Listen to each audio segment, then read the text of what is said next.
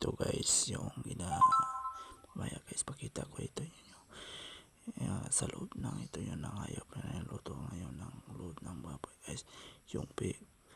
Ito lang yung ulam namin ngayong umaga na para ihaw ko ito. Malapit na ito siya maluto. So ngayon ipakita ko sa inyo yung nangyari sa loob ng ito yung guys, parang iprito ito, inihaw ito para mamaya luto na ito siya. Parang adobo ito siya klase guys. Ito yung sa loob ng kanang baboy guys, yung pig. Ito yung ang ginagawa ko ngayong tanghali. Yung mga ulam sa probinsya inaluto ngayon. Ito lang yun ang mga ulam sa tanghali. Mamaya hindi pa na ko to masyadong makita paano mangluto kasi marami ito yung ginaihaw sa loob ng kanyang baboy. Ito siya guys, itong inaluto ito guys. Masarap ito siya. Parang nakalimutan ko ano ang pangalan nito, pero masarap ito siya talaga guys. Ito yun, galing ito sa parang giprito, galing para makuha yung mga sa loob na yung sa ito. Parang tinay ito siya guys, hinaluto para siyang iprito para maubos yung mga katawan niya, yung oil, para tingnan siya guys. Maluto na ito siya guys, pero ruminate ang kulang ito. Mamaya lang ito siya lutuin kasi masyadong mainit. Sa ngayon ang tawag ito yung iihaw siya guys. Parang itadtad to sa Bisaya, hindi ko naman Tagalog ito, para mapakita lang ko sa inyo guys yung ulam ko. Yung bago lang ito siya guys, tanghali. Galing ito siya palengke, market, kasi bili ng ulam para minsan-minsan sa loob na sa kaling baboy. Ito siya guys. Ito siya.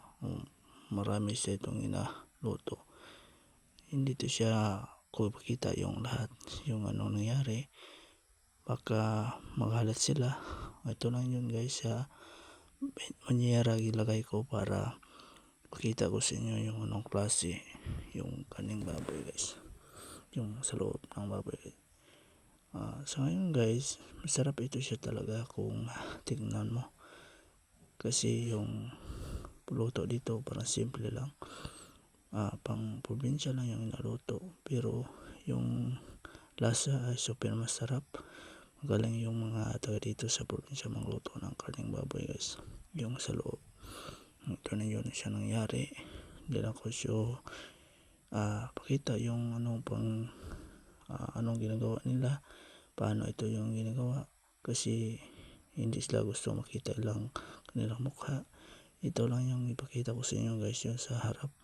Yung ito yun, ito lagay sa minyera para pakita lang ko sa inyo lang siya guys. Ito yun, ito siya guys. Ang lagyan nito yan tuyo, lagyan yung sili manghang. Masarap ito sa sausawan. Namin ito siya guys, kasi parang luto na ito, parang prito. Ito yung nangyari guys, sa loob ng baboy guys. Ito yung masarap ito siya talaga kung matikman mo. Ito siya, hindi ito siya baligya guys. Konsumo lang ito siya tanghali. Ito lang yung inaluto, hindi ito araw-araw inaluto. Minsan lang ito kasi bawal na ito ngayon kasi Christmas, tapos madali yung mataas yung sugar. Ito lang, safety lang tata ngayon. Minsan lang ito yung pinabili. Masyadong mahal na yung sa loob ng kaning baboy guys. Ito yung nangyari. Ito siya 400 na yung kilo ito. Hindi lang ito kilala guys. Ito yun,